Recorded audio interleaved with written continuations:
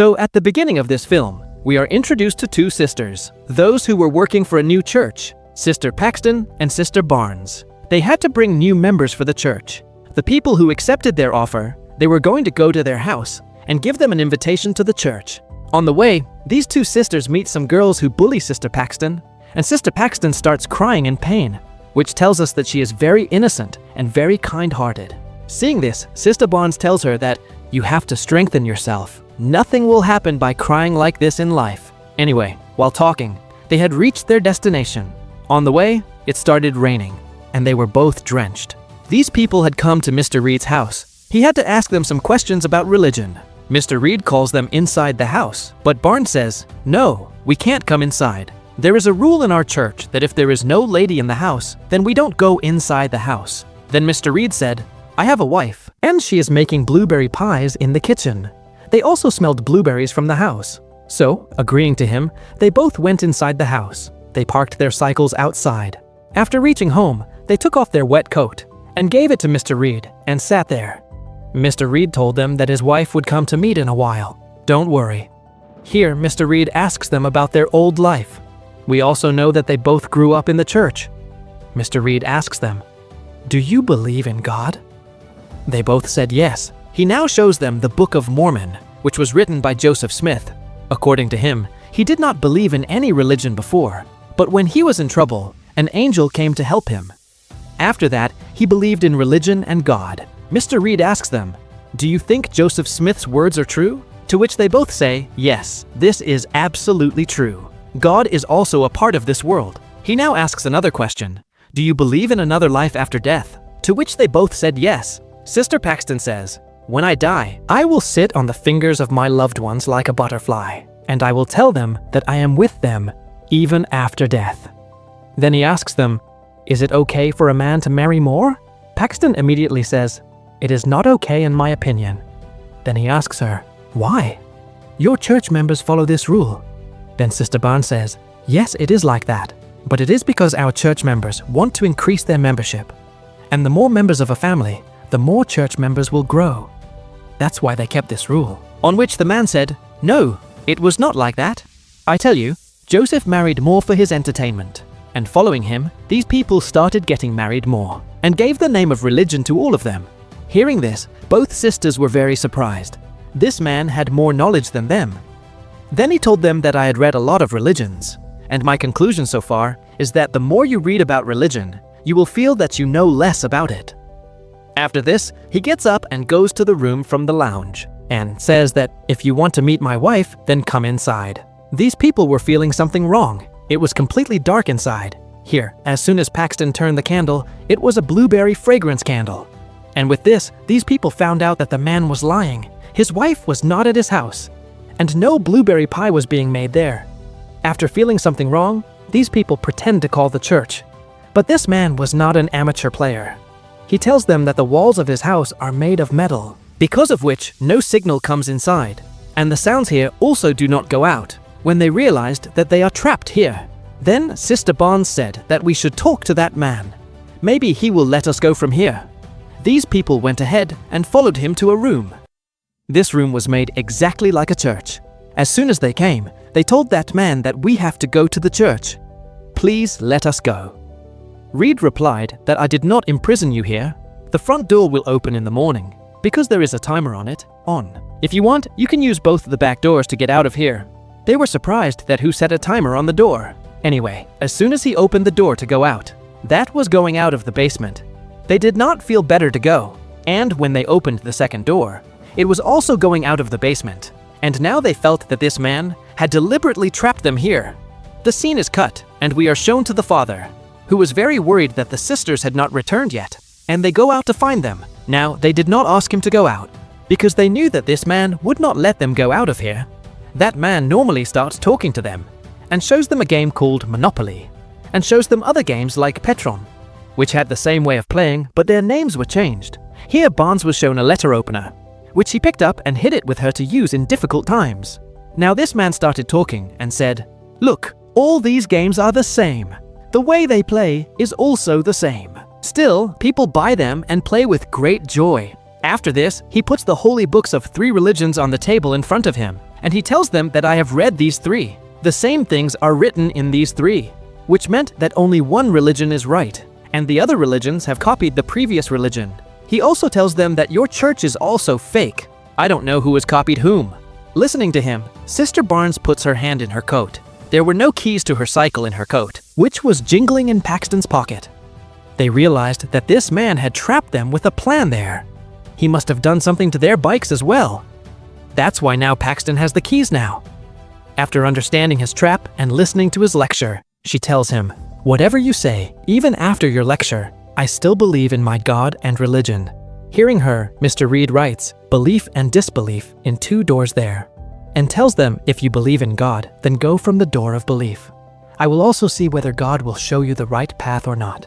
Now, believing God, they go from the door of belief. It was too dark there. They turned on the mobile light, and they saw a table and chair, and also a window far away that was sealed with wood. They tried to break the seal with a chair, but they can't break more than a wood. Sister Barnes gives the letter opener to Paxton, which she took from the man's room. She tells Paxton that I will engage this man in my words. When I say some special verses, attack that man immediately. After that, we'll escape from here. While they were discussing this, a woman wrapped in a shawl sits near them. She had a poison pie in her hands. She sits down and starts reading some verses. Reed's voice tells them that this woman is a prophet, and she will die after eating the poisonous pie. After that, this woman will tell you what she saw in the afterlife. It was an unbelievable thing, but they really stayed there. Sister Barnes saw that Reed had made a model of his house. He was keeping the girls wherever he wanted in the model, as if the girls were his puppets. When he was busy in his work, she tried to go from the other door of disbelief so that she can go out from there. But she saw that both doors were passing from the same basement. Coming to the door in disbelief, she saw a matchstick from that she can light up the fire. When she tried to take it, she could not get it, so she immediately went to her own door. Coming here, she saw the woman whom he called a prophet died after eating the poisonous pie. As soon as she died, Reeds asked them to check her beat and pulse if she died. When they checked, the women died. After that, Reed tells them that now, this woman will wake up and will tell you what she saw in the afterworld. He was talking about it, and their doorbell rings. Both of them know that the father must have come to find them, but Reed lied that there is no one in my house right now, as there were no bicycles there, so the father went after believing his words.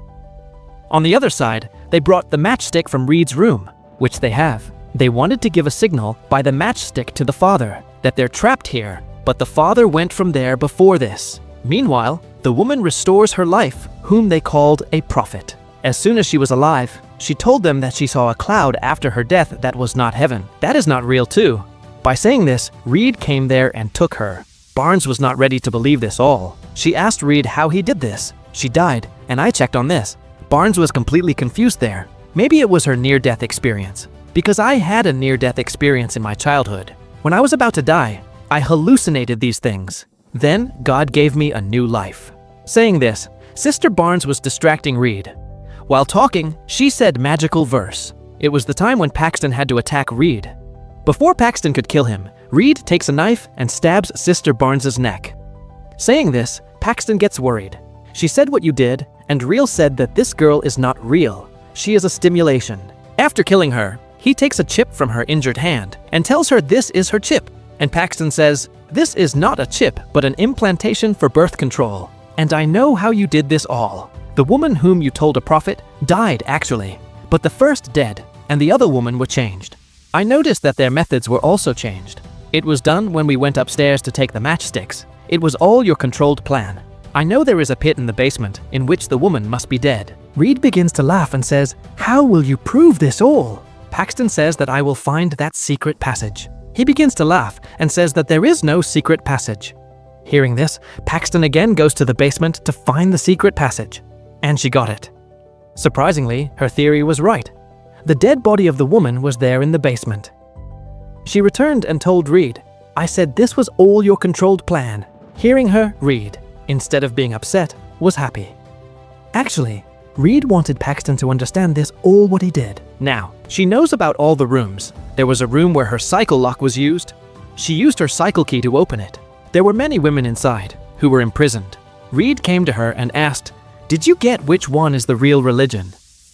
In response, she begins to tell a long story. There is a pain in her voice. She began to speak and said that it was all planned. "You have started planning since we're here. You took our coats from our hands and took the keys of our cycles. You kept our cycles inside and started doing whatever you wanted. This was all in your control. It means you wanted to prove that the real religion is controlled. According to you, the religion we follow is controlling our minds. That is not our thought, but making us control through our religion." Hearing this, Reed was happy that Paxton understood everything. He said, "Yes, all the religion's control is." Something was making Paxton sad. She takes out the letter opener that Sister Barnes gave her and stabbed the man in his neck. Killing him, she rushed upstairs, towards the room where Reed has made the model of the house. She begins to find a way to go out after seeing it. As soon as she goes to the door, she sees that all the doors are interlinked to each other. This house is made like a maze. She roamed the house and ended up coming to the same place. She understands that she can't go out of this house. She was worried about this, and the injured Reed came to her and stabbed her body. This time Paxton was about to die. Reed told her that, "You believe in God, He will listen to us.